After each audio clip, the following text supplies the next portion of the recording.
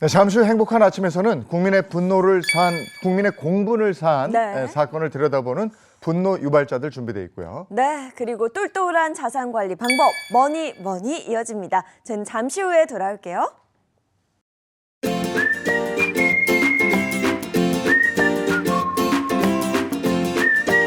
안녕하십니까. 행복한 아침 이재용입니다. 안녕하세요, 장예인입니다. 10월도 벌써 중순입니다. 10월 15일 화요일 함께 하겠습니다.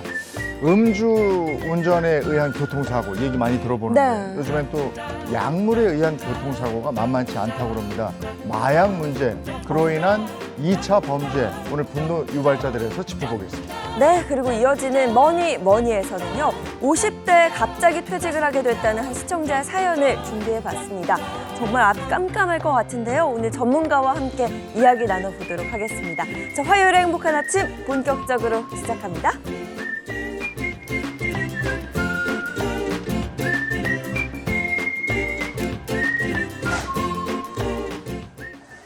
네, 화제 이슈를 발빠르게 전해드리는 모닝 브리핑부터 시작하겠습니다. 이고은 변호사와 함께합니다. 어서 오세요. 안녕하세요. 네, 첫 번째 이슈부터 전해주시죠. 네, 얼마 전 2025학년도 연세대학교 수시 모집 자연 계열의 논술 시험이 있었는데요. 이때 일부 문제가 유출됐다는 논란이 불거지고 있습니다. 입시를 판가름짓는 중요한 시험에서 문제가 유출됐다. 이게 어떻게 된 일일까요? 네, 지난 12일입니다. 연세대학교 이 수시 모집 논술 전형 시험이 있었는데요. 한 고사장에서 감독관이 시험 시작 시간이 오후 2시인데 오후 1시로 착각을 하면서 이 문제가 발생이 됐습니다. 이 감독관은 낮 12시 55분경에 고사장에 있던 수험생 이 31명에게 시험지를 배부했다가 착오를 알아챈 뒤에 다시 회수했는데요. 그런데 이 시험지를 회수했을 때는 이미 15분 정도가 지난 상황이었습니다. 이후에 일부 수험생 온라인 커뮤니티에 이 논술 시험 관련 글들이 올라오면서 문제가 제기가 된 겁니다. 그 15분 사이에 문제가 유출됐다는 겁니까? 그렇습니다. 이 온라인 커뮤니티의 한 글쓴이에 따르면요. 휴대전화를 수거하기 전에 이 시험지를 나눠주는 바람에 1번 문제가 사진으로 온라인에 저렇게 유출이 됐다는 겁니다. 하지만 연세대 측에서는 13일 밤에 입장문을 내고 시험 시작 전에 문제가 유출됐다며 올라온 사진은 이 시험이 종료된 후에 문제지를 불법 촬영한 파일이 공유됐을 뿐이다라면서 이 같은 주장 사실이 아니다라고 부인하고 있습니다. 아무래도 논란이 있는 만큼 정확한 사실관계 조사가 좀 필요할 것 같은데요? 네, 그렇습니다. 그래서 연세대학교 관리처에서 입학처에서도요. 관리 감독의 소홀을 인정하면서 사과를 하고 있습니다. 그리고 이 시험지를 사전 배포한 이 고사장 감독관 2명에 대해서 대면 조사를 실시했다고 하고요. 필요하다면 경찰 등 이 사법 당국에 조사를 의뢰하겠다 이렇게까지 밝힌 상황입니다. 이날 자연계열 논술 시험을 치렀다라고 하는 한 학생은요. 이거는 공정성에 이 의심이 가는 상황이기 때문에 재시험이 필요한 것 아니냐라는 지적을 하기도 했는데요. 연세대 측에서는 만약에 이 시험 문제 유출 사항을 어겼거나 이로 인해서 이득을 본 사람이 있다면 0점 처리나 입학 취소 등 이 필요한 조치를 취할 예정이다라고 하면서도 아직까지는 이 재시험 일정은 없다라고 못을 박았습니다. 입시 관련해서는 이게 굉장히 예민한 문제거든요. 그럼요. 이 납득할 만한 조사 그 발표가 있어야 될 듯합니다. 다음 이슈 전해주시죠. 네, 한 경찰관이요. 부하 직원에게 갑질을 했다는 이유로 지난 2022년 감봉 2개월의 처분을 받았습니다. 그런데 이 경찰관 이 처분이 부당하다라면서 소송을 냈지만 법원의 판단은 달랐습니다. 법원에서는 이 경찰관의 직장 내 괴롭힘이 인정된다라면서 적합한 처분이다라고 판단을 했습니다. 우리가 얼마 전 그 분노 유발자들에서 직장 내 갑질 혹은 뭐 괴롭힘 관련 얘기를 했었는데요. 구체적으로 어떻게 괴롭혔다는 거죠? 네, 이 경찰관 A씨는요, 2021년부터 2022년까지 부하 직원들에게 복권 심부름을 시키고요. 또 자신의 세탁물을 찾아오라고 하는 등 업무와 관련이 없는 심부름을 지속적으로 시켰다라는 혐의를 받았습니다. 복권 심부름을 맡은 직원은 아유 상관님 이 편의점이 너무 줄이 길어서 30분 이상 기다려야 되고요. 또 이 주차 단속 기간이라서 차를 오래 세울 수가 없습니다라고 완곡히 거절했는데도 계속해서 이 복권 심부름을 시켰다는 거예요. 이에 더해서 부하 직원들은 뭘 얘기하고 있냐면 휴가를 신청할 경우에는 이 상관이 이렇게 이렇게 얘기했다고 합니다. 아니, 미리 보고하지 않고 휴가 올리는 건 예의가 아니지 않냐라면서 휴가 신청을 거부하는 사례도 있었다고 합니다. 그래서 업무와 관련한 부하 직원들의 불만이 윗선에 보고되자 이 경찰관 A씨는 경찰 조직에 비밀이 있을 것 같냐라면서 내가 끝까지 찾아가서 가만 안 두겠다라는 위협적인 언사까지 했다라는 의혹을 받고 있습니다. 그러면 또 경찰관 A씨는 감봉 처분이 부당하다? 네. 이렇다는 거 아니에요, 지금? 그러니까 A씨 주장은요. 내가 시킨 게 아니라 이 부하 직원들이 자발적으로 한 것이다 라고 주장을 했고요. 연가 사용 부당하게 제한하지도 않았다 이렇게 법원에 주장을 했습니다.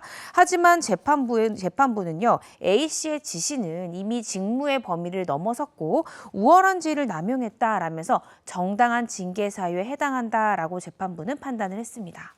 근데 이게 잘못된 거라는 걸 잘 모르고 계시는 모양이네요. 네. 예, 이제 좀 아셔야 될 텐데. 다음 이슈 전해주시죠. 네, 요즘 저출생 문제 심각하잖아요. 그런데 좋은 소식이 있습니다. 이 20대와 30대를 대상으로 한 조사에서요. 이 결혼과 출산 의향이 크게 높아졌다는 조사 결과가 나왔습니다. 네, 정부의 대대적인 저출생 대책, 점점 그 효과가 좀 나오는 걸까요? 네, 그런 것 같습니다. 이 저출산 고령사회위원회는요. 올해 8월 31일부터 9월 7일까지 25세에서 49세 사이의 남녀 2,000명을 대상으로 결혼, 출산, 양육 및 정부 저출생 대책에 대한 인식 조사를 실시를 했습니다. 미혼인 응답자의 65.4%가 이 결혼을 구체적으로 계획하고 있거나 언젠가 결혼하고 싶다 이렇게 긍정적으로 답했습니다. 이 지난 3월 실시한 결과와 비교해봤을 때 무려 4.4%포인트가 높아진 수치고요. 특히나 30대 여성의 인식 변화가 가장 컸습니다. 이 30대 여성들은요. 3월보다 무려 11.6%포인트가 높아진 60%가 결혼할 의향이 있다 이렇게 대답을 했고요. 결혼을 긍정적으로 인식하는 비율 또한 눈에 띄게 올라갔습니다. 네, 출산에 대한 의향도 눈에 띄게 높아졌다고요? 네, 그렇습니다. 자녀는 있어야 된다 이렇게 응답한 비율이 높아졌고요. 자녀가 없는 미혼 또는 이 기혼의 남녀의 출산 의향도 상승한 것으로 조사 결과가 나왔습니다. 자녀가 필요하다라고 인식한 국민은요. 이 지난 3월에 61.1%에서 9월에는 68.2%로 7.1%포인트 올랐고요. 무자녀 가정의 이 출산 의향도 같은 기간 32.6%에서 37.7%로 5.1%포인트가 높아졌습니다. 이 응답자들에게 본인이 생각하는 이상적인 자녀 수가 몇 명입니까? 라고 물어봤더니 평균 1.8명이다라고 대답이 나왔습니다. 이에 대해서 저출산인은 임신, 출산, 이 양육을 하는데 긍정적인 환경을 만든다면 이러한 저출생 현상에 대해서 반전을 꾀해볼 수 있지 않을까 이런 의견도 나오고 있습니다. 그렇다면 젊은 세대들은 어떤 지원을 좀 바라고 또 기대하고 있는 걸까요? 아무래도 요즘 맞벌이 부부들이 많잖아요. 그래서 가장 중요하게 보는 부분이 일과 가정의 양립 부분을 보고 있고요. 또 양육 지원이나 이 주거 등 결혼 출산 지원이 가장 높게 나왔습니다. 이 저출생 대책의 세부 과제별 인지도와 또 이 기대 효과에 대한 측면에 대해서는 결혼 출산을 위한 이 주거 지원 확대가 가장 높은 응답률을 기록했고요. 저출생 문제 해결을 위해서는 이 육아기 때 유연근무 사용 활성화 과제에 대한 선호도가 높은 것으로 집계가 됐습니다. 저출산인은요 이번 인식조사를 통해서 이 확대 강화 요구가 높은 정책에 대해서는 지속적으로 보완 대책을 마련해 나갈 계획이다 이렇게 밝혔습니다. 결혼 출산에 대한 긍정적인 조사 결과가 참 좋네요. 네. 이참에 시너지를 높일 수 있는 정책들이 좀 많이 나왔으면 좋겠습니다. 다음 이슈 전해주시죠. 네, 제2의 H라고 불리는 라인병의 국내 감염자가요 대폭 늘고 있다라는 소식입니다. 이 북미 지역의 풍토병이다라고 알려진 라인병은요 진드기에 물려서 발생하는 인수 공통의 이 감염병인데요. 그런데 라인병에 매개 진드기가 이미 국내에 토착화된 것이 아니냐라는 지적까지 나오고 있습니다. 네, 2012년 첫 감염자가 나온 이후에 계속해서 증가세를 보이고 있습니다. 좀 자세히 전해주시죠. 네, 어제 질병관리청에 따르면요. 지난해 국내 라인병 환자, 국내 감염자 36명, 해외 유입 환자 8명, 또 이 감염 경로 불명 환자 1명 등 총 45명에 달합니다. 초기 증상 같은 경우에는 발열과 두통, 피로감 등 일반적인 감기 증세와 비슷하지만 이 피부에 폐부의 중앙이 연하고 가장자리가 붉은 원형 모양의 병변이 있다면 혹시 진드기에 물린 거 아닌가라고 의심을 좀 해보실 수 있는데요. 초기에 적절하게 치료를 받지 않으시면 뇌염과 말초신경염, 또 심근염, 부정맥과 이 글 공격기의 통증을 일으키고요. 면역이 저하되신 분들은 정말 심할 경우에 사망에 이를 수도 있는 무서운 질병입니다. 아무래도 물리지 않는 것이 최선이겠죠. 그래서 야외 활동하실 때 긴 옷 챙기셔야 되고요. 기피제도 꼭 챙기셔야겠습니다. 그리고 만약에 진드기에 물리셨을 경우에는 빠르게 의료기관에 방문하실 것을 추천드립니다. 그 또 야생동물로 인한 광견병이죠. 네. 이것도 주의를 요한다고 그러는데 광견병 전파를 위해서 뭐 미끼를 뿌렸어요, 서울시에서? 네, 그렇습니다. 서울시에서 어제 미끼를 뿌렸는데요. 이 야생동물이 서식하는 산과 하천, 또 이 너구리가 자주 출몰하는 공원 등 총 157km에 걸쳐서 오는 28일까지 살포하겠다라는 계획을 발표했습니다. 광견병 미끼 백신 같은 경우에는 어묵 반죽 안에 이 광견병 백신을 넣은 것을 말하는데요. 이 야생동물이 먹고 이 광견병 백신을 흡수할 수 있도록 제작이 됐습니다. 서울시는 만약에 사람이 이 야생동물이나 광견병 의심 동물에 물리실 경우에는 이 상처 부위를 비누물로 15분 이상 씻으시고요. 곧바로 병원에 가야 된다 이렇게 전하고 있습니다. 네, 오늘 여기까지 해야 되겠네요. 이고은 변호사와 함께했습니다. 고맙습니다. 고맙습니다.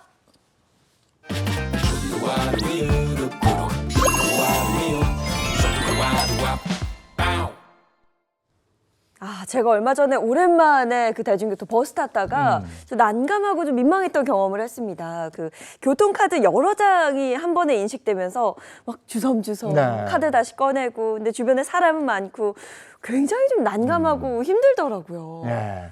근데 그럴 때는 어떻게 하세요? 그러니까 이 불편을 겪었을 때 생활 네. 속에서 우리는 꼭 참지. 참죠. 네. 근데 이걸 못 참아. 어? 네? 불편한 걸 우리가 발명을 통해서 개선을 해보고자 나서는 또 학생들이 있어요. 네. 그거 한번 보겠습니다. 지금 현장으로 가죠. 제45회 전국학생 과학발명품 경진대회가 열린 날. 이른 아침부터 미래의 발명왕을 만날 준비가 한창인데요. 특허의 선행기술 조사를 바탕으로 진보성이랑 신규성을 중점적으로 봤었고요. 창의적인 작품들이 좀 많아서 굉장히 기대를 하고 왔습니다. 우리나라의 미래에 발명자가 될 어린이 친구들을 만나보고 싶어서 이렇게 심사위원으로 참석하게 되었습니다. 올해의 발명왕을 가리기 위해 학계, 연구계, 산업계 등 다양한 분야에서 심사위원으로 참여했습니다. 지금 하는 업이 특허를 심사하고 특허를 대리해주고 관련 업무를 하다 보니까 좀 꿈에 있는 친구들을 뒤에서나마 좀 서포트해주고 싶은 마음이 좀 커가지고 신청을 하게 됐고. 한편 그 시각 대회장에 일찍 도착한 학생들은 자신의 발명품을 알리기 위해 맹연습 중이었는데요. 오늘 자신 있죠? 좀 잘 안 되는 부분도 있지만 계속 꾸준히 연습하면은 저 좋은 결과가 나올 것 같습니다.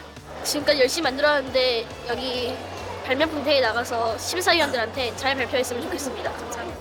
아이들이 이 자리에 서기까지 부모님과 지도교사의 응원이 큰 힘이 됐다는데요. 아이가 밤도 새고 굉장히 힘들어했는데 한 두세 달, 네 달 이렇게 시간이 지나다 보니까 아이가 많이 성장한 것 같습니다. 이론적으로는 가능할 거라고 예측이 됐지만 막상 실험을 했을 때는 결과가 처음엔 잘 안 나왔어요. 근데 다시 만들어가는 과정에서 되게 힘들어했지만 끝까지 이겨낸 것 같아요. 도윤아 지금까지 한 것처럼 떨지 말고 화이팅! 전국학생 과학발명품 경진대회는 학생들의 발명 활동을 장려하기 위해 시작됐습니다. 올해도 발명왕을 찾기 위해 본선 대회에 앞서 전국 시도에서 지역 예선을 치렀는데요. 처음에는 힘들까봐 그렇게 좀 불안했는데 해보니까 그렇게 어렵지도 않고 재밌었던 것 같아요. 전국대회 꼭 나가고 싶습니다. 보내주세요. 전국에서 11,500명이 넘는 학생들이 참가해 이 중 지역대회를 통해 선발된 299명이 본선에 진출했습니다. 낙하하는 추락자를 계속 인공지능 기술 사용해서 추적하고 안정적인 충격 완화 단계를 거쳐서 추락자를 안정적으로 구조할 수 있는 장비입니다. 이전에 어떤 할머니께서 군산에서 손자와 함께 짚라인 파크 같은 데 갇혔다가 추락사고로 돌아가신 굉장히 안타까운 사고도 있었습니다. 이런 사고를 보고 저는 그런 사고를 예방하고 싶어서 소중한 생명을 살리고자 개발하게 되었습니다. 실시간으로 정확하게 구조 위치를 잡기 위해 AI 트래킹 기술과 전기차 구동 코딩을 결합한 장치를 개발했다는데요. 개발하면서 힘들지 않았어요?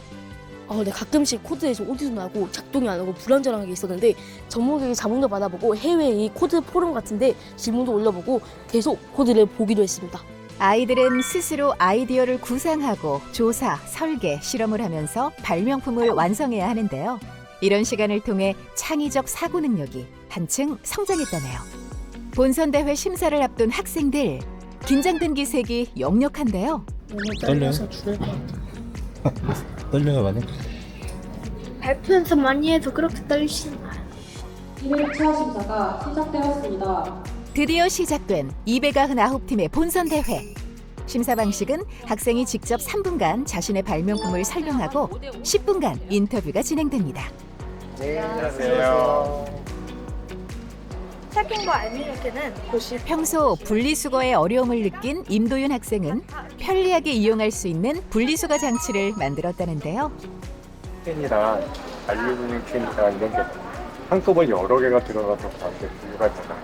한 번에 붓는 건 안 되지만 빠르게 툭툭툭 넣는 건 돼요. 그래서 알미늄 분류하도록 하겠습니다. 아무래도 초등학생에서 나올 수 있는 아이디어인지 그다음에 본인이 주도적으로 했는지 여부를 가장 중점적으로 보고 있고요. 이 초등학교 때 만들어진 이런 창의적인 아이디어를 가지고 이제 과학에 계속 흥미를 붙이고 해서 이제 나중에 커서도 이런 이공계 쪽에 훌륭한 인재가 되었으면 하는 바람이 있습니다. 아쉬움과 긴장이 오가는 현장. 앉아 계실까? 앞 의자에 앉아주십시오. 마지막에 발명품을 조금만 더 어필했으면 괜찮았을 것 같은데 많이 더 장점들을 어필하지 못해서 살짝 아쉬운 것 같습니다. 저에게 발명은 편리해요. 기존에 없던 거를 다른 사람들을 편하게 하기 위해서 제작하는 거. 새로운 것들을 알고자 할 때 전문가한테 도움을 구한다든가 새로운 소스를 찾는다든가 하는 데 있어서 많은 도움이 됐던 것 같습니다. 앞으로도 세상에 대한 관심이나 호기심을 잃지 않고 계속해서 하고 싶은 거를 해나갔으면 좋겠습니다. 지난 10월 8일 시상식이 열렸습니다. 톡톡 튀는 생활 속 아이디어가 돋보이는 발명품들이 많았는데요. 제 국자는 일반 국자와 다르게 개영배 원리, 사이펀 원리를 활용하여 제작한 스마트 국자입니다. 기름만 분리하거나 국물만 끓일 수 있는 장점이 있습니다. 최고상인 대통령상 수상작은 김태영 학생이 출품한 기름 잡는 국자가 선정됐습니다. 아버지가 고지혈증이 있으신데 아버지 뱃살이 늘릴 때마다 걱정이 되어서 제가 기름만 쏙 잡아서 뺄 수 있는 국자를 만들려고 생각을 하고 있었습니다. 용접을 하면서 재질이 얇아서 구멍이 뚫리기도 하고 개영배 원리를 생각해냈을 때가 가장 어려웠던 것 같습니다. 이 작품은 패러데이와 렌츠의 법칙을 활용한 교통카드로 한쪽 방향으로 접으면 교통카드 기능이 켜져서 교통카드가 인식될 수 있고 반대쪽으로 접으면 교통카드 기능이 꺼져서 교통카드가 인식되지 않게끔 하는 교통카드입니다. 근데 이제 버스를 탈 때마다 지갑을 꺼내서 가져다 대면 카드가 여러 장 인식돼가지고 그 무거운 짐을 다 내려놓고 다시 그걸 꺼내서 인식해야 되는 그 과정이 있었습니다. 근데 그래서 이거를 뭔가 바꿀 방법이 없을까 평소에 이제 그런 고민을 하다가 이걸로 한번 발명을 해봐야겠다 생각이 들어서 하게 되었습니다. 상상력과 창의력을 발휘하게 해주는 발명, 창의성과 탐구성, 실용성 등을 기준으로 전문가들의 엄격한 심사를 거쳐 대통령상과 국무총리상을 포함해 총 299명이 수상했습니다. 국립중앙과학관이 매년 개최하는 전국 학생과학 발명품 경진대회는 초, 중, 고 학생들을 대상으로 창의적인 아이디어 제작된 과학 발명품들의 우수함을 겨루는 대회입니다. 이번 대회의 경우 전국의 예선 참여자가 11,589명이고 대통령상, 국무총리상, 장관상 등을 수상하는 명실상부한 우리나라 대표 학생과학발명품 경진대회라고 할 수 있습니다. 무심코 지나치지 않고 한 번 더 생각해보는 자세를 갖는 것이야말로 발명의 시작이 될 것이라고 생각합니다. 앞으로 우리나라가 더욱 과학기술로 살찌고 또 창의적인 과학기술 인재 부국이 되는데 기반이 될 것이라고 확신합니다. 사소한 관심에서 시작된 발명은 조금 더 편리한 삶을 선물해줬는데요. 저는 발명이라는 게 비단 어떤 새로운 걸 만들어내려는 시도뿐만이 아니라 새롭게 인지하려는 모든 시도들, 그런 것들이 발명이라고 여겨질 수 있다고 생각을 하고, 그런 의미에서 저한테 발명은 세상을 새롭게 바라보려는 어떤 노력이라고 생각을 합니다. 여러분의 꿈과 열정을 응원합니다.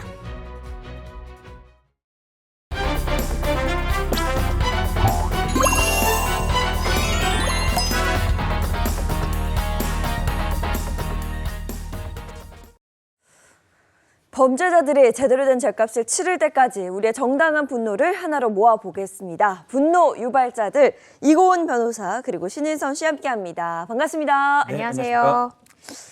요즘에는 뭐 마약 문제가 하루가 멀다 하고 뉴스에 다뤄지는 것 같습니다. 그 정도로 우리 사회에 깊숙이 파고들었다는 얘기인데, 이 마약으로 인한 여러 가지 문제들, 얼마 전에 또 수도권 명문대 동아리를 중심으로 해서 이 마약 문제가 심각했잖아요. 네, 맞습니다. 근데 이게 대학가뿐 아니라 일반인에게까지 마약이 번진 것으로 알려져 충격을 주고 있는데요. 특히 이 동아리 회장에게 마약을 구매한 의사는 투약 당일 7차례 수술까지 한 것으로 전해졌습니다. 이렇게 일반인들에게까지 마약이 광범위하게 퍼지다 보니 이로 인한 범죄도 당연히 기승을 부리고 있고요. 네, 그렇습니다. 2차 범죄가 다른 사람들한테 큰 피해를 주고 있는데요. 2019년부터 지난해까지 5년 동안 마약을 투약한 후에 2차 범죄가 났던 케이스가 무려 999건에 달하는 것으로 집계가 됐습니다. 경찰청이 집계한 바에 따르면요, 마약을 투약한 후에 교통사고의 범죄를 일으키는 경우뿐만 아니라 살인, 강도 등 강력 범죄를 일으키는 케이스도 꾸준하게 늘고 있다고 하는데요. 그 중에서 가장 많은 비중을 차지하는 범죄가 어떤 게 있을까요? 뭐 방금 가장 제가 봤을 때는 요즘에 이슈가 됐던 게 교통범죄 같은데, 최근에 이슈가 됐던 게 롤스로이스 사건이잖아요. 맞습니다. 그 사건도 아마 마약 때문인 걸로 알고 있습니다. 네, 맞습니다. 가장 많은 비중을 차지한 2차 범죄가 지금 신인선 씨가 말씀해 주신 교통범죄입니다. 이 최근 5년간 마약 투약 2차 범죄의 발생 건수가 999건이다 했는데, 그중에 무려 304건이 교통범죄에 해당이 됐습니다. 특히 약물 복용을 하고 한 운전 때문에 운전면허가 취소당한 사례가 최근 4년 새에 2배 가까이 급증했다라고 통계가 나오고 있는데요. 이 한때 마약 천정국이다라고 불렸던 우리나라가 왜 이렇게까지 됐는지 너무 안타까운 현실입니다. 음주교통사고 얘기는 뭐 진작에 많이 들었었는데, 요즘에는 마약에 의한 교통사고가 또 그렇게 많다는 얘기고, 이 마약은 나를 갉아먹을 뿐 아니라 2차적으로 다른 사람의 생명까지 앗아가고 또 2차 범죄로까지 이어지는 아주 안 좋은 연결고리를 가지고 있습니다. 그래서 저희가 이 얘기를 2주간에 걸쳐서 한번 집중적으로 나눠보려고 하고요. 네. 오늘 그 첫 번째 시간입니다. 네, 오늘의 분노 유발자 주제 바로 공개하겠습니다. 자, 오늘 주제입니다. 도로 위에 시한폭탄, 위험천만 마약 운전입니다. 마약으로 인한 교통사고 심심치 않게 일어나는데 어떤 사례들이 있는지 영상으로 한번 만나보시죠. 자, 영상 한번 보겠습니다. 6차선 도로에 흰색 승용차가 교차로를 지나고 있습니다. 그런데 갑자기 보시는 것처럼 인도로 돌진하더니 횡단보도 앞에 서 있는 여성을 치고 그대로 도주합니다. 보행자를 칠 뻔했는데요? 네, 뭐 그러고도 150m를 더 질주한 후에 표지판과 울타리를 차례로 들이받고서야 이 차량이 멈추게 됐는데요. 뒤쫓아간 시민이 이 차 잡았습니다. 사고 현장을 목격한 SUV 승용차가 달아나는 흰색 차량을 따라가 도망가지 못하게 막아서면서 운전자는 결국 더 이상 도망치지 못하고 경찰에 붙잡힌 겁니다. 당시 목격자의 말을 한번 들어보시죠. 차주분이 뒤를 못 가게 막아주시고 운전석 문을 못 열게 하려고 이렇게 붙잡고 있었는데 그냥 내리시더라고요. 걸어서 막 올라가시려고 하길래 다른 그 차 뒤에 막아주셨던 분하고 둘이서 팔로 못 가게 이렇게 팔로 붙잡고 있었어요. 아슬아슬하게 고개 운전을 하다 경찰에 적발되는 경우도 있고, 그래서 가서 확인을 해보니까 음주운전은 아니고, 그래서 그냥 보냈는데 계속해서 가드레일을 받으려고 하는 뭐 이런 위험한 운전이 계속됐다고요. 그래서 2차 검문이 이어졌고 경찰의 추궁에 운전자는 그제서야 마약 전과를 실토했습니다. 마약에 취한 채로 그냥 운전을 그냥 해버린 거네요. 사고 나기 전에 경찰에 적발돼서 너무 다행입니다. 근데 첫 번째 영상 같은 경우에는 저 상황에서 아까 쫓아가가지고 다른 목격자분이 막아주신 게 정말 감사드리고, 아까 그 횡단보도 서 있다가 사고 당하신 여성분 되게 괜찮나요? 그 여성분 너무너무 다행인 게 생명에는 지장이 없다라고 합니다. 그런데 두 운전자 모두 다 약물을 복용한 채로 운전을 했던 케이스잖아요. 첫 번째 운전자 같은 경우에는 이 경찰이 출동한 후에 살펴보니까 바지 뒷주머니랑 가방에서 마약류가 발견이 됐습니다. 또 두 번째 운전자 같은 경우에는 자신이 마약 전과가 있다 이렇게 실토를 했잖아요. 긴급 체포 후에 실시한 마약 간이 검사에서 필로폰 양성 반응이 나왔습니다. 이게 마약을 한 것도 큰 문제인데 왜 차를 타고 나옵니까? 이게 참 다른 사람 생명까지 위험하게 만들고 그거 몰랐을 리도 없고 이런 경우에는 좀 더 이렇게 가중되는 처벌이 없을까요? 그러니까 지금 뭐 음주운전이든 약물운전이든 그게 규정되어 있는 게 다 도로교통법에 규정이 되어 있습니다. 근데 마약 등의 약물을 투약한 뒤에 운전을 한 경우에는 도로교통법상의 형량 자체가 3년 이하의 징역이나 1,000만 원 이하의 벌금형에 처해질 수 있습니다. 음주 같은 경우에 다들 아시는 것처럼 혈중 알코올 농도에 따라서 형량이 달라지잖아요. 심지어 이진아웃 같은 경우에는 막 구속되는 경우도 굉장히 많습니다. 그래서 최대치는 2년 이상 5년 이하의 징역 또는 2천만 원 이하의 벌금이 매겨질 정도로 음주운전은 형량이 굉장히 세요. 근데 그거에 비해서 약물운전 같은 경우에는 3년 이하의 징역이니까 형량이 말도 못하게 낮다라고 생각이 듭니다.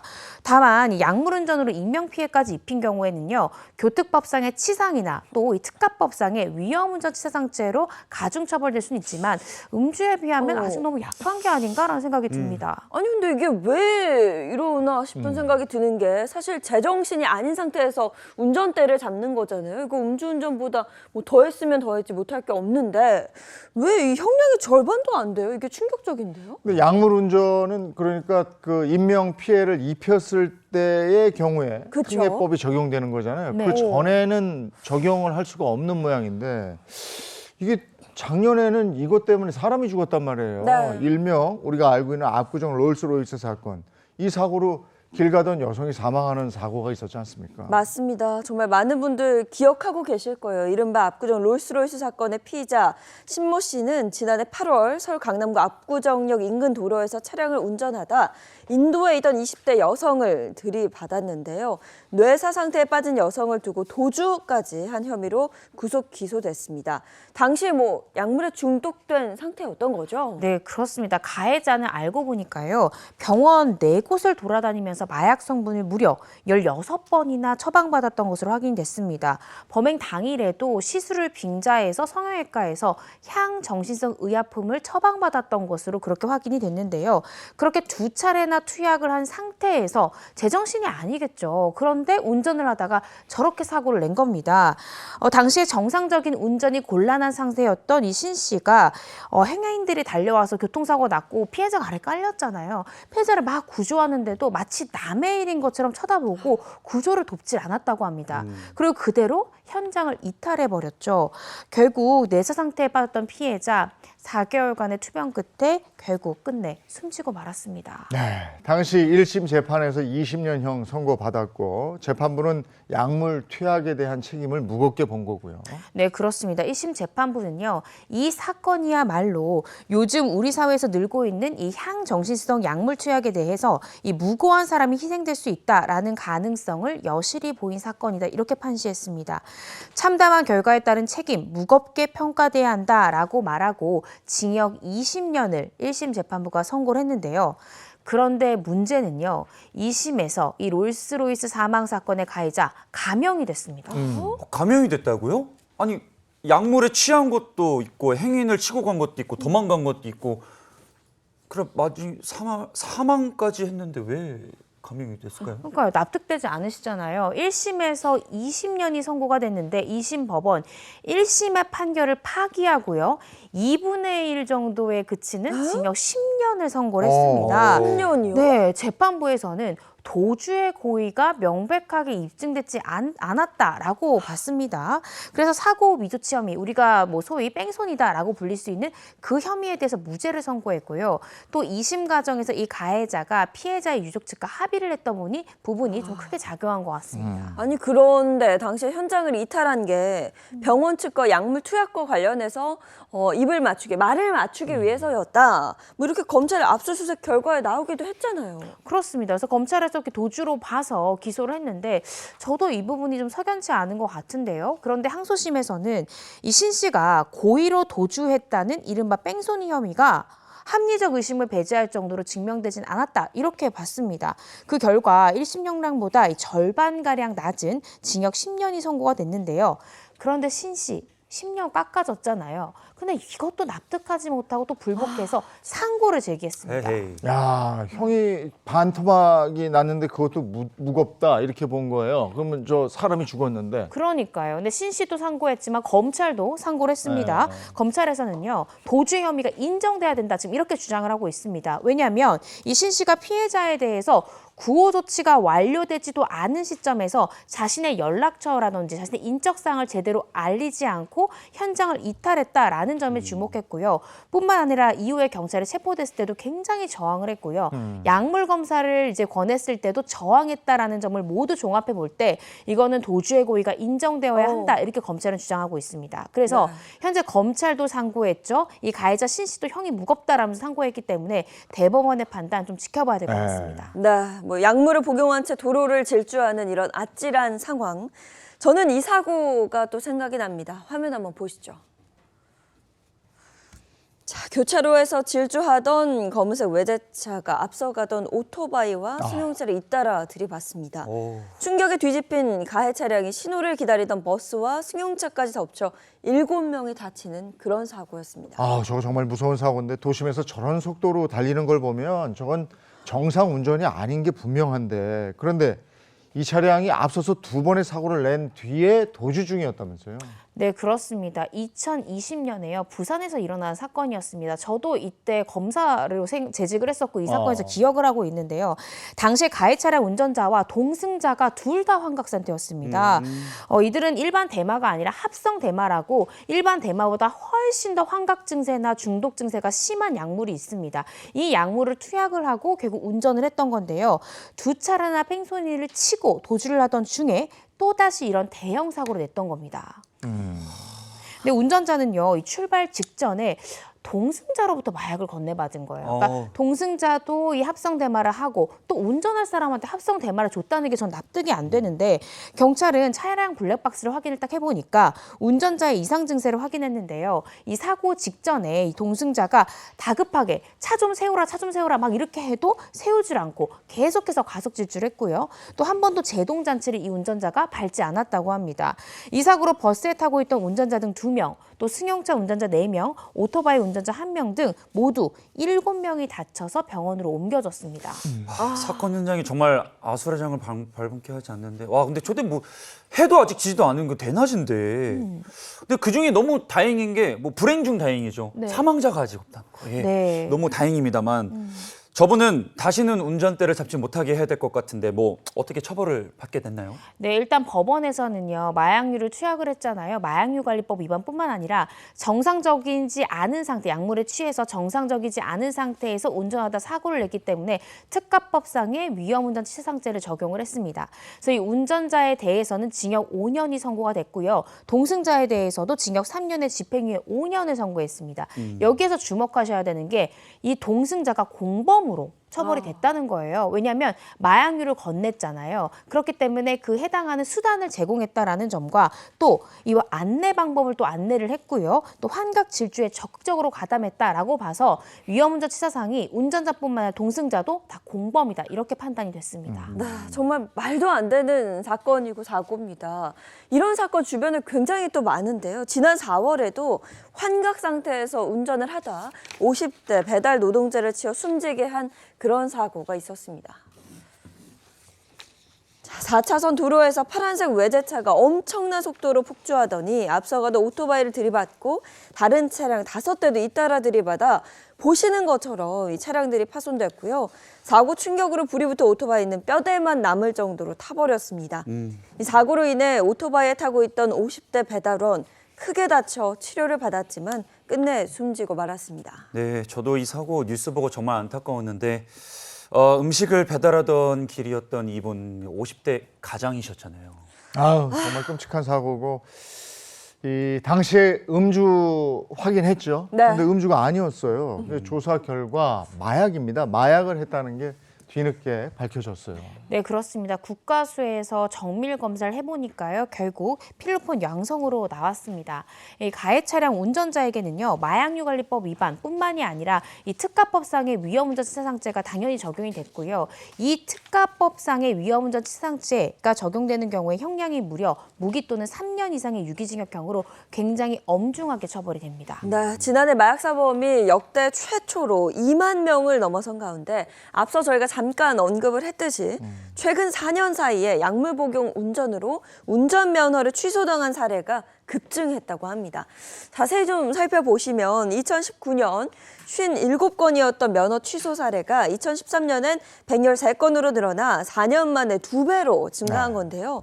약물에 취한 채 운전하는 사례가 늘어나고 있다. 이거 정말 심각하다라고 봐야 할 것 같습니다. 교통사고를 내면은 바로 보험 찾죠. 그래서 네. 그 보험 처리를 하는데 형사 책임은 물론이고 이 보상 책임까지 지어야 되는 거 아닌가 이런 생각이 들거든요. 맞습니다. 아까 보셨던 해운대 이 7중 추돌 사고 같은 경우에도 이 사고 운전자가 운전자 보험에 가입을 했었던 거예요. 그래서 본인은 1원 한 장 안 물었다는 거예요. 다 보험 처리를 했다는 거죠.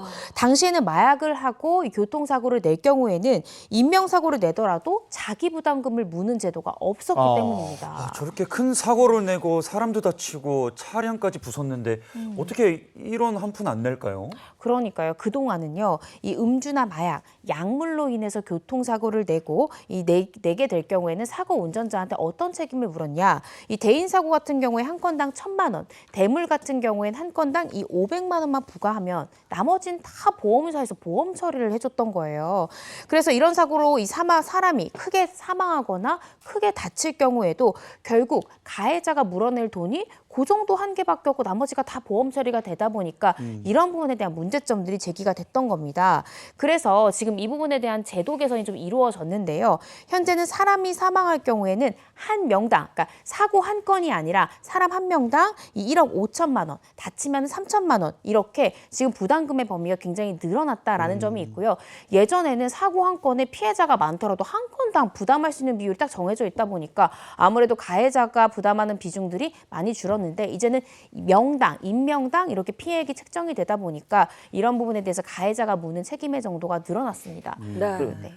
그리고 전 재산 날리겠는데요? 한마디로 패가망신 당해봐야 이렇게 안 하죠. 맞습니다. 근데 처벌도 굉장히 중요합니다만 저는 또 한 가지 사전에 이런 일이 발생하지 않도록 예방하는 그 예방법도 굉장히 중요할 것 같아요. 이런 단속을 강화하는 것도 굉장히 중요하다. 이런 목소리도 점점 커지고 있는 상황입니다. 마약 검사 같은 경우에도 우리가 음주운전이 의심되면은 네. 음주 바로 경찰이 하잖아요. 네. 근데 마약 검사는 법원 압수수색 영장이 없으면 안 되는 거예요? 그렇습니다. 그 음주 같은 경우에 음주에 의심이 들면 경찰에게 음주 측정을 요구할 수 있는 법적 근거, 권한이 있습니다. 네. 근데 마약류 같은 경우에는 그럴 권한이 없어요. 그래서 마약 검사를 하려면 소변을 받거나 아니면 모발을 채취할 수 있어야 되는데 당사자가 거부할 경우에는 압수수색 영장을 받지 않으면 이거를 실질적으로 이 시료를 채취하기가 굉장히 어렵습니다. 그래서 지난 7월에도요. 서울 강남 한복판에서 교통사고를 낸 운전자에 대해서 경찰이 약물이 의심이 돼서 마약 검사를 좀 요구했지만 운전자가 거부해서 결국 귀가 조치한 그런 사건이 있었고요. 와. 이 운전자 결국 2시간 뒤에 또다시 사고가 됐습니다. 그래서 그때 검사를 해보니까 향정신성 약물 성분이 그대로 검출이 됐습니다. 만약에 1차 검사에서 강제로 검사할 수 있었다면 2차 사고건 없는 일이 되는 거잖아요. 네, 그러니까요. 그래서 강제로 검사할 수 있는 방법이 당시에는 없었기 때문에 결국 2차 사고로 유발할 수밖에 없었다라는 생각이 듭니다. 그런데 앞으로는요, 이 경찰이 이 마약 등 약물 복용 운전 여부를 검사할 수 있도록 하는 이른바 이 마약 운전 검사 의무화법이 국회에서 추진이 됩니다. 예. 마약 운전 검사 의무화법 어떤 내용을 담고 있을까요? 네, 이 도로교통법 개정안에 따르면요, 음주운전 같은 경우에도 이 경찰이 딱 봤을 때 술에 취했다라고 볼 수 있는 상당한 이유가 있을 때 음주운전을 요구할 수 있는 법적 권한이 있거든요. 그런데 지금 개정안 보시는 것처럼 술뿐만 아니라 약물에 취한 상태에서 운전했다라고 인정할 만한 상당한 이유가 있는 경우에 약물운전 측정 검사를 하도록 하고요. 의무적으로 응하도록 하는 내용이 이 개정안의 핵심적으로 담겨 있습니다.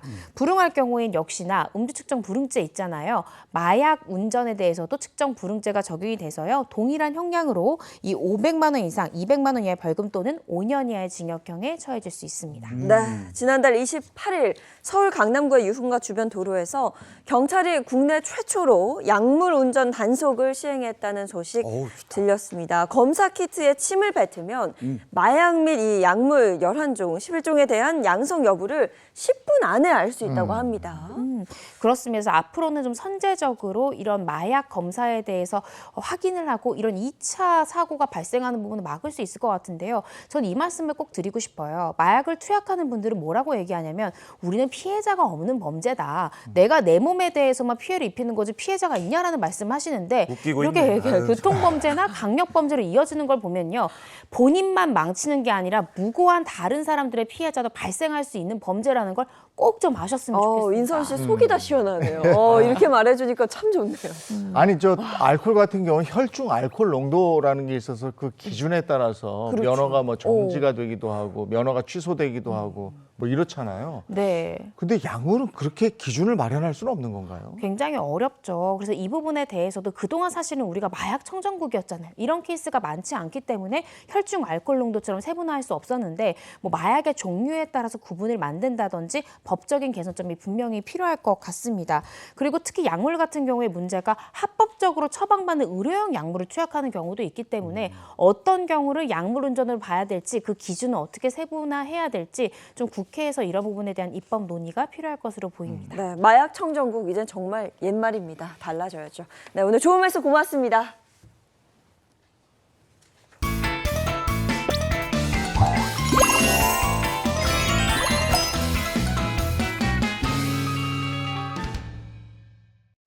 네, 행복한 아침 함께하고 계신 지금 시각이 8시 12분을 향해 가고 있습니다. 이번엔 돈에 대한 얘기 나눌게요. 뭐니 뭐니 시간입니다. 네, 뭐니 뭐니 오늘은 또 어떤 사연을 만나볼지 기대되는데요. 앞서 제가 잠깐 예고해드렸던 대로 오늘의 사연은 갑자기 퇴직한 50대 버틸 수 있을까요? 라는 사연입니다. 정년이 남았는데 갑자기 퇴직을 했다. 이거는 뭐 권고사직 아니면 희망퇴직인 것 같은데 김현우 소장과 얘기 나눠보겠습니다. 어서 오세요. 네, 안녕하세요. 안녕하세요. 반갑습니다. 소장님 제목만 듣고 아직 제 나이는 좀 아닌 것 같은데 저도 연기자 출신이잖아요. 살짝 감정이입을 해보면 이때 아마 평생 일했던 직장일 것 같아요. 50대니까. 그리고 갑자기 관두라고 한다?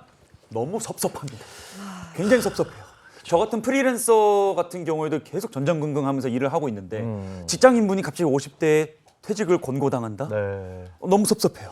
그렇죠. 회사 사정도 회사 사정이긴 한데 이분 50대라고 한다면 아이도 한창 크고 있을 나이잖아요.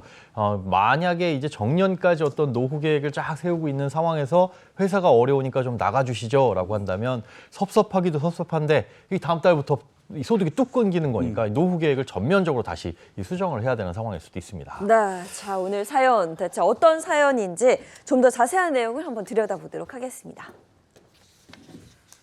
안녕하세요. 58 가장입니다. 인생 살면서 한 번도 숫자 5자를 달고 일을 관둘 거라는 생각을 해본 적이 없는데 직장 사정상 일은 은퇴를 하게 됐습니다. 원래 60세에 정년퇴직을 하고 5년 정도는 회사 자문으로 일하다가 실제 은퇴는 한 65세로 계획하고 있었는데 말이죠. 아니 여보 이게 무슨 날벼락이야. 당신 나이 아직 창창한데 퇴직하라고? 자기 목소리가 많이 상했구나. 그러게 다 못난 내 탓이야. 나가라면 나가야지 뭐 별 수 있나. 아니 그동안 여보가 나 회사에 갔다 왔지 세월이 얼만데 야속하다 정말. 아이 그렇게 대쪽같이 살더니 결국 똑 부러진 거야? 이 사람이 참. 아이 그래도 다행히 회사에서 위로금 두둑하게 챙겨준다니까 박수 칠 때 떠나려고 하는데 이거 참 발길이 안 떨어지네 이거 참 이거. 여보 그 박수 내가 쳐줄게 내가. 아이, 그동안 우리 가족 먹여 살리느라고 우리 여보 너무 고생했어. 진짜 고생했어. 애썼어. 살면서 자기한테 박수 처음 받아보는 것 같아. 아니 근데 아직 대출도 다 못 갚고 애들 시집장가 다 못 갔는데 이렇게 돼버려? 어떻게 이거 눈앞이 캄캄해? 아이 괜찮아 뭐 설마 삿입에 풀칠을 하겠어? 아이 그래서 말인데 여보 퇴직금도 나올 거고 여보 위로금도 두둑히 받는다며 우리 그 돈을 좀 굴려보면 어떨까? 아이 근데 우리 갚아야 할 대출금이 아직 2억 가까이 남았잖아. 게다가 애들 결혼할 때까지 얼마치 계속 보태줘야 될 거 아니야. 우리 그러다 깡통 차면 어떡해? 아니 그렇다고 그 큰 돈 깔고 앉아서 가만히 있기에는 그 너무 아깝잖아. 여보 인생 길어. 앞으로 한 40년은 더 살 건데. 우리 그럼 차라리 대출을 상환하고 이 빚이 없는 삶을 한번 살아보면 어떻겠어? 한 5, 6년만 버티면 국민연금. 아 맞아. 국민연금 그거 좀 땡겨서 받자. 국민연금 조기 수령이라는 것도 있더만. 그래봤자 10년이야 여보 10년. 얼마 되지도 않는 돈으로 노년에 그 애들 눈치 보면서 그렇게 살고 싶어서 그래? 한평생 저축만 열심히 했지 투자의 티도 제대로 모르는데 난 자신 없어요. 뭐. 아유 왜 이래. 퇴직했다고 뭐 인생 끝나? 여보 다 어깨 펴 당당하게. 아니 펴줘 어깨 좀. 그래 남들도 하는데 우리도 다 할 수 있다고요. 알겠죠? 좀 생각 좀 해봐요. 투자하게.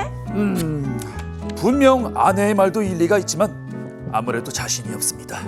무엇보다 아직 미혼인 애들이 둘이나 있고 힘 빠진 아버지가 된 것 같아서 참 속상합니다. 어떻게 해야 우리 가족이 이 위기를 잘 펼쳐나갈 수 있을까요, 소장님? 제발. 근데 이 아내분 멋있는데요? 근데 그게 독이 될 수도 있어. 아, 그래요? 잘못 투자하면 또 날릴 수도 있는 거니까요. 그렇죠. 근데 이게 지금 50대 얘기니까 이게 감정이입이 돼서 확 들어오는데 근데 아무리 은퇴 준비를 잘했다고 해도 막상 닥치면 막막하기 마련이고 근데 7년이나 당겨진 거잖아요. 네. 7년이면 어떻게 보면 긴 세월이에요. 그 막막함 아마 보시는 분들 많이 좀 공감을 하실 것 같은데요. 50대 후반 평균 연봉이 6,200만 원이라고 하고요. 상위권 평균 연봉이 8천만 원이라고 합니다. 단순하게 이제 생각을 했을 때 곱하기 7년 해도 5억 원 내외 이상을 더 벌 수 있는 그런 기간이거든요. 그렇죠. 뭐 이 돈이면 뭐 평균적으로 뭐 장가 다 시집 다 보내고 노후 준비하고 이렇게 할 수 있을 것 같은데 이게 퇴직이 2달 남았잖아요. 네.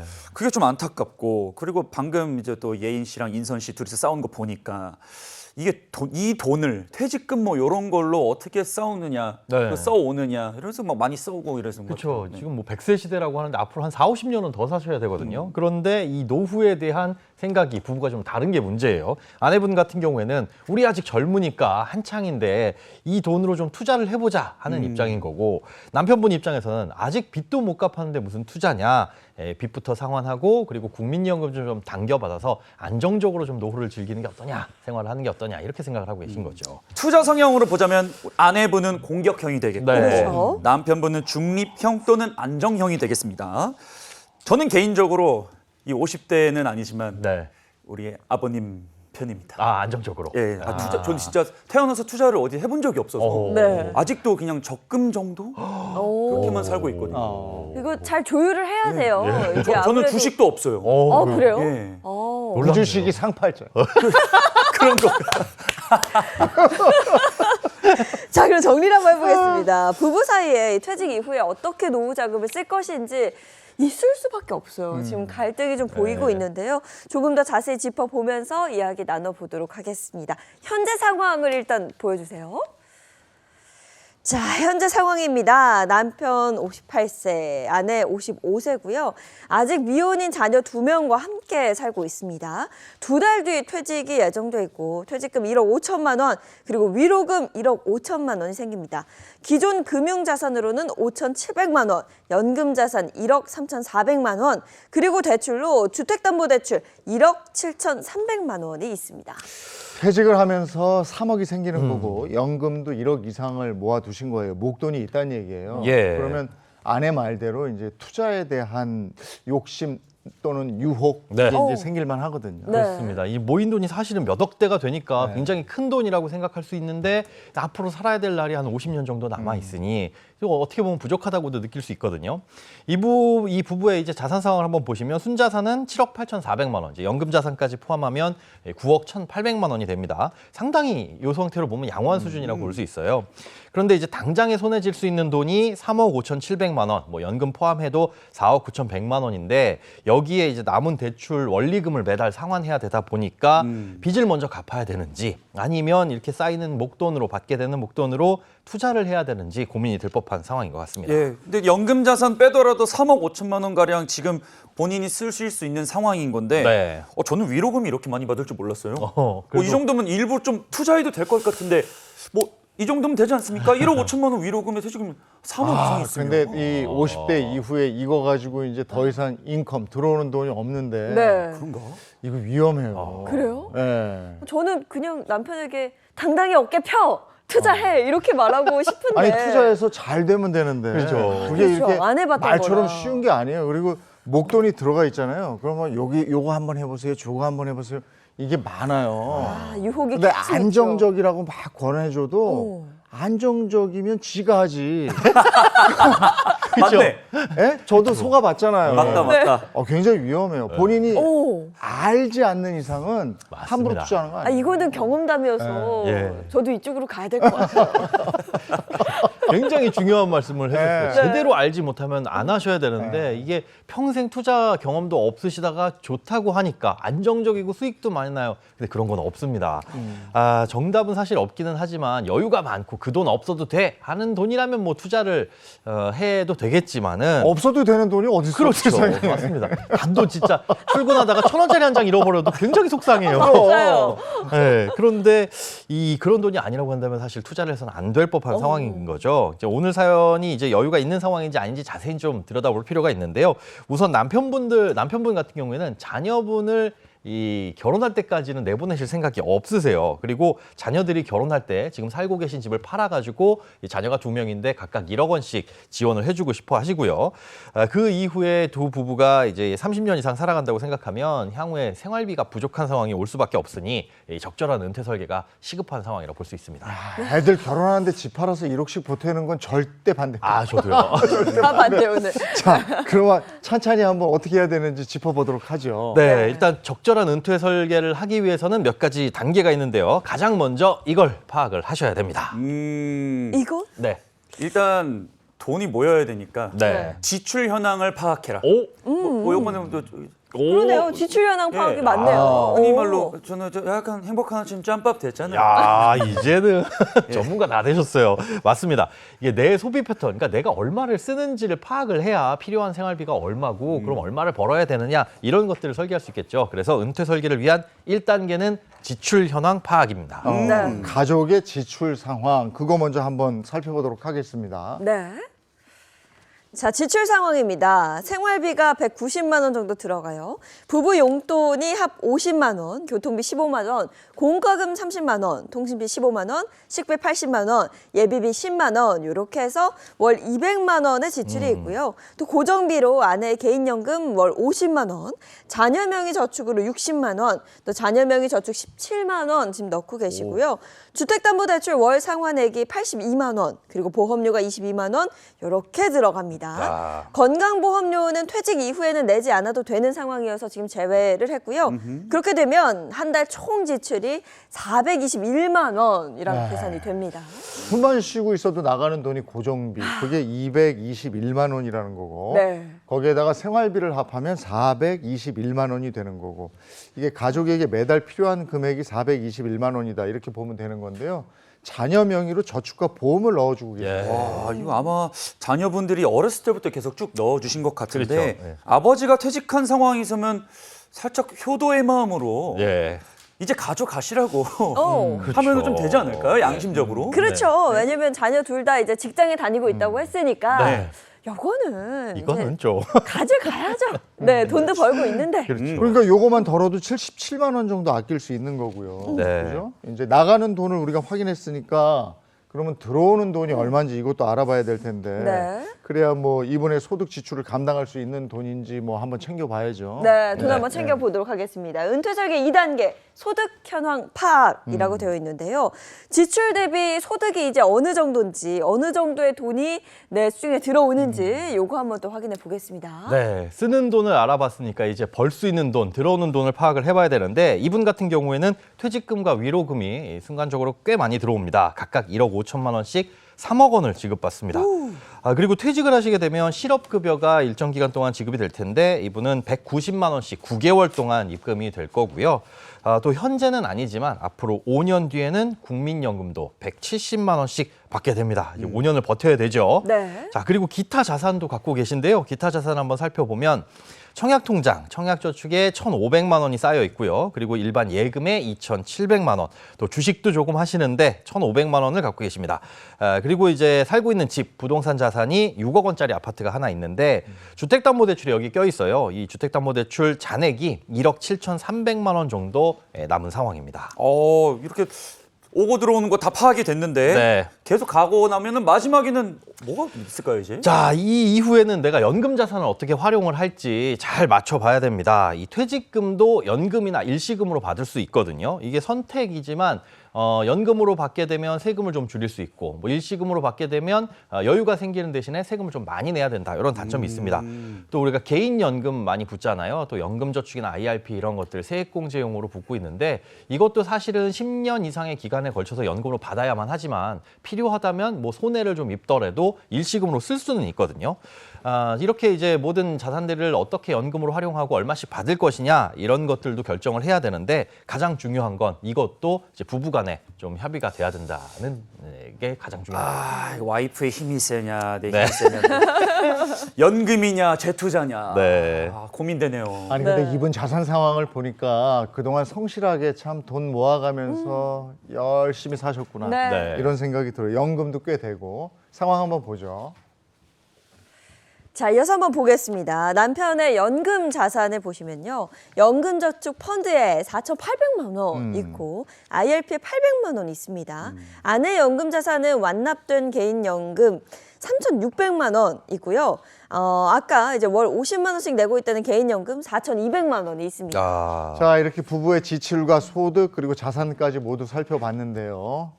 종합적으로 봤을 때 누구의 말을 들어야 되는 겁니까? 네, 보통 이제 일반적인 대부분의 상황에서는 아내 말을 듣는 게 맞기는. 가정의 평화가 오죠. 그렇죠. 네. 그렇죠. 나 평소에 소장님이었으면 저한테 쓱 웃으시면서 네.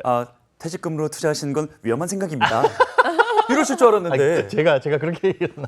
일단 그래도 정리를 해보자면 대출 상환은 좀 선택적으로 하시되 투자는 아내 말대로 연금과 퇴직금 재원으로 투자를 하시는 게 좋을 것 같아요. 지금 말씀해 주신 것처럼 평상시에 저희가 뭐 이 투자는 하지 마세요. 또 퇴직 앞두시고 퇴직한 다음에 이 투자하시는 건 굉장히 위험해질 수 있습니다. 변수가 커질 수 있습니다라고 말씀드려서 말리는 편이긴 한데요. 이게 원칙입니다. 하지만 이 상황에 따라서 투자를 해야만 하는 상황이 있어요. 안 해서는 안 되는 그런 상황이 있는데 지금 이분들의 경우가 바로 투자를 반드시 해야만 하는 상황입니다.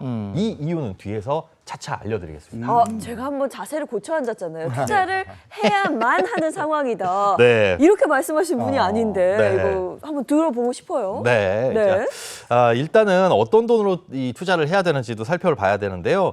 필요한 생활비는 빼놓고 그다음에 이 투자를 생각해 보셔야 되겠죠. 우선 남편의 연금저축 펀드, IRP 이런 개인연금이 있습니다. 그리고 퇴직금 요것들은 다 55세가 지나가게 되면 연금으로 수령할 수 있는 조건을 충족하게 되는데 그러니까 당장에 이제 연금 수령을 할 수가 있는 거죠. 그러면 다음 달부터 월급이 안 나온다라고 하더라도 연금 소득이 생기게 됩니다. 게다가 이제 50대 아직 후반이시고 자녀들이 아직 독립을 안 했다 보니까 돈은 벌고 있지만 생활비를 갑자기 줄일 수는 없을 거예요. 그러니까 초기에 생활비가 많이 필요하실 텐데 그렇다고 한다면 초기에 연금을 조금 더 많이 수령을 하시면 됩니다.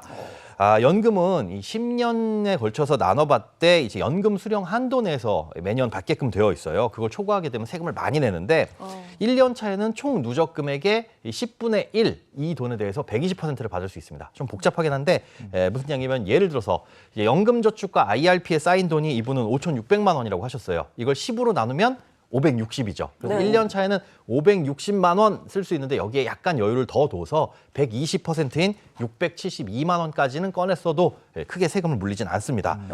다만 이렇게 수령하게 되는 개인연금이 1년에 1,500만 원을 초과하게 되면 이때는 또 세금이 많이 나올 수 있으니까 그건 좀 주의를 하셔야 됩니다. 와, 진짜 어렵다. 그러니까 이게 좀 간단하게 말씀드리면 연금저축과 IRP는 연금으로 수령을 하고. 예, 그렇죠. 그럼 퇴직금은 어떻게 하나요? 퇴직금도 이분 같은 경우는 연금으로 수령을 하시는 게 훨씬 더 좋을 것 같아요. 다만 연금을 개시한 뒤에 연금 수령 한도 내에서 써야 된다라고 말씀을 드렸는데 이건 개인연금이나 퇴직연금이나 마찬가지입니다. 그런데 재미난 건 이 퇴직연금 같은 경우에는 연간 1,500만 원이라는 제한도 안 받고 그다음에 연간 수령 한도를 좀 조절해가지고 내가 유연하게 받을 수 있어요. 예를 들어 1억 5천만 원 퇴직금이 쌓여 있죠. 이걸 나누기 10 하면은 1년에 1,500만 원씩 받을 수 있는데 올해 첫 해에 1,500만 원 안 꺼내 쓰고 10,000원만 꺼내 썼다. 그리고 1년 차, 2년 차, 3년 차 매년 10,000원만 꺼내 쓰면 그 1억 5천이라는 돈이 거의 그대로 있잖아요. 10년 차에 가서 1억 5천을 한 번에 꺼내 써도 이거는 연금으로 봅니다. 그러니까 세금을 많이 안 내고 꼭 필요하지 않다면 뒤로 미루거나 아니면 앞으로 조금 더 당겨서 쓰는 이런 유연함을 활용하는 게 가능하다는 거죠. 이렇게 해서 확보할 수 있는 월 수입이 어떻게 됩니까? 자, 일단은 개인연금을 보자면 한 달에 47만 원을 받으실 수가 있고요. 10년 동안. 그리고 1억 5천만 원을 퇴직금으로 한 달에 125만 원을 확보할 수가 있습니다. 그럼 월급 172만 원이 생기는 효과인데. 네, 그렇죠. 근데 아까 한 달 생활비가 190만 원이고 고정비 똥똥똥똥똥 하면 421만 원인데 좀 많이 모자란데요? 많이 모자라죠. 이게 보니까 반도 안 되는 금액이어서 네. 이걸로도 생활이 제가 볼 때는 안 될 거라고 보거든요. 그렇죠. 이 상황에선 그럼 어딘가에 가서 일을 더 하거나 지출을 줄여야 되는데 당장에 할 수 있는 게 사실 지출을 줄이는 게 더 쉽습니다. 지출을 반드시 줄여야 되는데 어떤 방법이 좋을지 표로 보면서 설명을 한번 드려볼게요. 자, 우선 아까 말씀하셨던 총 지출액이 421만 원이었는데 이 생활비는 굉장히 아껴 쓰고 계세요. 4인 가구에서 한 200만 원 정도 쓰고 계시니까 요건 그냥 두고 고정비를 좀 조정을 해보겠습니다. 일단 첫 번째로 아내가 매달 내고 있는 연금 납입, 이거 본인의 개인 연금인데 이제 노후 쓸 시기가 닥쳐왔잖아요. 50만 원씩 내는 거 이거 연금 납입 멈추시고요. 그다음에 자녀 명의와 보험, 자녀 명의의 보험과 저축 이거는 이제 아이들이 돈 벌고 있으니까 넘기시는 게 좋겠습니다. 여기까지 내주신 것도 얼마예요. 네. 그리고 이제 만약에 주택담보대출 이거 갚을 거냐 말 거냐 고민을 하실 텐데 퇴직 위로금 1억 5천만 원으로 주택담보대출을 상환하신다면 남는 금액이 한 달에 지금 82만 원 내던 게 한 11만 원 정도로 떨어지게 됩니다. 매달 11만 원만 내면 되고 대출 잔액은 2,300만 원으로 줄어들게 되고요. 그렇게 되면 이제 월 생활비는 190만 원, 고정비 33만 원 합쳐서 한 달 지출이 223만 원 정도가 될 것이다. 이렇게 예상이 되고 있고 만약에 퇴직 위로금으로 대출 상환을 안 한다라고 가정한다면 원리금 그대로 남아 있으니까 한 달에 294만 원의 지출이 생기게 됩니다. 갑자기 421만 원에서 200만 원대로 확 줄었네요. 네. 좀 숨통이 좀 트이죠. 네. 자, 월 지출액 줄였으니까 이제 수입 금액하고 어느 정도 맞춰봐야 되는데 수입이 한 달에 100만 원 정도 지금 부족한 상황이었잖아요. 172만 원이고 매달 쓰는 거는 뭐 아무리 적게 써봐야 223만 원이니까 그런데 다행히도 아내분이 연금 꼬박꼬박 부은 연금 지원으로 7,800만 원 정도가 모여 있습니다. 이걸 한 달에 100만 원씩 꺼내 쓴다라고 한다면 이것도 6년 반 동안 쓸 수 있는 거거든요. 그러면 이제 아까 이제 남편의 개인연금과 퇴직연금 172만 원에 이 100만 원 딱 더하게 되면 272만 원의 고정 현금 흐름이 생기게 되는 거죠. 그런데 이제 아내의 연금은 6년 반 정도 쓰게 되면 고갈이 돼버리잖아요. 마침 맞게 이때 즈음에 한 달에 170만 원의 국민연금이 또 들어오기 시작하니까 얼추 그때 돼서도 270만 원 정도의 생활비가 확보가 되는 겁니다. 근데 목돈을 연금 형식으로 이렇게 조금씩 받게 되면은 남는 돈이 있잖아요. 네네. 사탕 하나씩 쏙쏙 빼먹듯이 빼먹다 보면은 남는 사탕. 그렇죠. 아까운 사탕. 네. 남 주기 싫은 사탕 어떡합니까 이거? 자, 바로 그걸로 투자를 하는 겁니다. 맨 처음에 제가 앞서 이분들 상황에서는 반드시 투자를 해야만 합니다라고 말씀을 드렸는데 그게 뭐 여윳돈으로 공격적으로 주식에 막 집어넣으세요 이런 게 아니라 잘 굴리시라는 의미예요.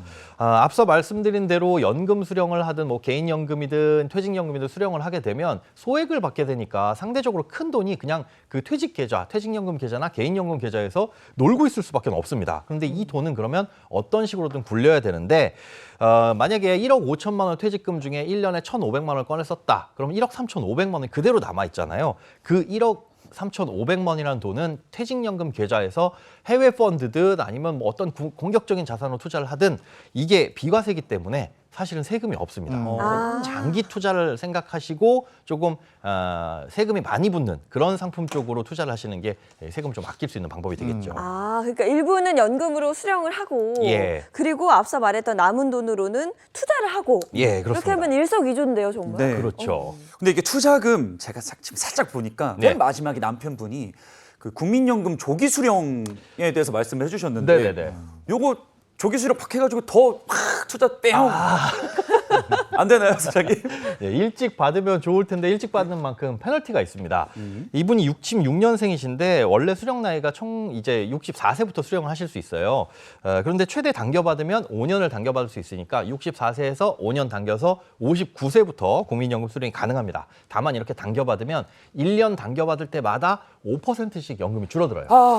6년 당겨받으면 무려 30%가 감소하는 거죠. 너무 아까워서. 네, 원래 170만 원 받을 수 있는 분인데 이게 117만 원으로 훅 떨어지게 됩니다. 안 돼, 안 돼. 물론 이제 170만 원씩 받게 되면 연간 2,040만 원을 받으니까 이때부터는 건강보험료를 내야 돼요. 근데 이걸 당겨받으면은 연간 수령액이 1,428만 원으로 떨어져서 이때는 또 건강보험료를 안 냅니다. 스위트 스팟이 어딘가에 있겠죠. 네. 하지만 지금 상황에서 꼭 당겨받아야 되는 상황인지 다른 것들을 다 살펴본 다음에 결정을 하시는 게 좋을 것 같습니다. 그럼 지금 조언해 주신 걸 바탕으로 정리 한번 해보죠. 조기 퇴직한 50대 가장을 위한 맞춤 솔루션 결과 보겠습니다. 보여주세요. 자, 맞춤 솔루션 결과입니다. 은퇴 후에 필요생활비 223만 원이었죠. 자, 어떻게 이 금액을 맞출 수 있을지 정리를 한번 해보면요. 남편의 개인연금을 활용해서 월 47만 원, 퇴직연금을 활용해 월 125만 원을 월급처럼 받으면 매달 172만 원이 확보가 됩니다. 실업급여는 단기적인 소득이기 때문에 제외를 했고요. 부족자금 약 100만 원은 아내의 개인연금 7,800만 원을 활용해서 6년 반 동안 받으실 수 있습니다. 연금 계좌에 남은 돈을 활용해서 투자하는 걸 추천을 하셨고요. 자, 그럼 개인연금이 바닥난 이후에는 어떻게 하느냐? 설명을 드리면 국민연금이 이제 나옵니다. 월 170만 원 수령할 수 있고요. 주담대 상환 후에 주택연금을 받게 되면 월 120만 원의 추가 소득이 생깁니다. 그러면은 종신초로 계속해서 한 290만 원 정도 290만 나오는 원. 거예요. 그렇죠. 그렇습니다. 계산상으로. 맞습니다. 네. 계산상으로 그런데 이분들 필요생활비가 한 230만 원 정도 조금 못 됐잖아요. 근데 290만 원이 생긴다, 60만 원이 남죠. 그럼 이걸 뭐 저축을 할 거냐라고 생각될 수도 있는데 이 필요 이상으로 너무 많은 돈이 들어온다라고 생각하면 주택연금을 조금 덜 받으면 됩니다. 근데 이 주택연금은 내가 금액을 조절할 수 있는 게 아니라 그 주택 가격에 따라서 나오거든요. 120만 원씩 나온다라고 말씀드렸는데 이게 6억짜리 주택일 경우에 그렇고 1억당 한 20만 원 정도가 차이가 납니다. 그러니까 한 이분들 같은 경우에 주택을 좀 싼 집으로 옮겨가서 주택연금을 신청하거나 아니면 주택연금을 신청한 다음에 이 싼 집으로 이사를 가게 되면 금액이 좀 줄어들겠죠. 또 마침 맞게 남편분께서 아이들에게 각각 1억 원씩 결혼자금을 지원해 주시고 싶다라고 하셨는데 개인적으로 그 부분에 대해서는 조금 반대이기는 합니다만 꼭 지원을 해주셔야 되겠다라고 한다면은 주택의 이 규모를 좀 줄여서 4억 원 내지는 뭐 3억 원 후반대 이런 아파트로 가셔도 주택연금을 충분히 수령을 한 80만 원 정도 하실 수 있으니까 여유 자금은 어느 정도 될 것 같습니다. 네, 부부의 고민이었던 투자냐 상환이냐 요 부분이 이제는 일부 또는 전액 상환을 좀 이렇게 생각을 해보시고 네네. 연금 계좌로 투자도 겸해라.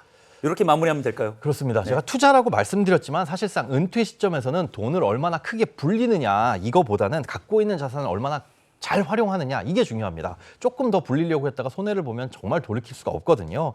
이분들도 뭐 갖고 있는 자산 블록 맞추기 잘 해봤더니 필요생활비 다 충족이 되잖아요. 이런 것처럼 막연하게 투자를 해서 돈 좀 불릴까 하는 것보다는 지금 갖고 있는 자산을 어떻게 잘 활용을 하고 그래도 부족하다면 생활비는 좀 어떻게 줄여볼까 이걸 부부가 좀 우선적으로 고민을 해보시는 게 좋을 것 같습니다. 네, 뭐 갑작스러운 퇴직에 눈앞이 깜깜하시겠지만 오늘 알려드린 솔루션 바탕으로 다시 한번 계획을 좀 세워보셨으면 좋을 것 같습니다. 은퇴하고 나면 바짝 긴장이 되기 때문에 돈 탁 내가 지켜야지 하는데 은퇴 바로 직전이 문제예요. 네. 그땐 돈이 들어오고 있거든.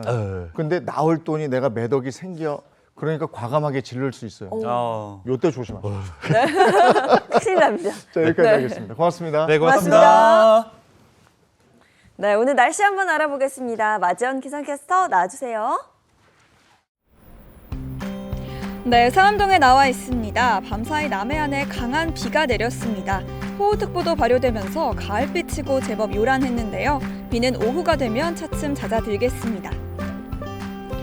오늘까지 전국에 비가 조금 더 이어집니다. 주로 남쪽을 중심으로 내릴 텐데요.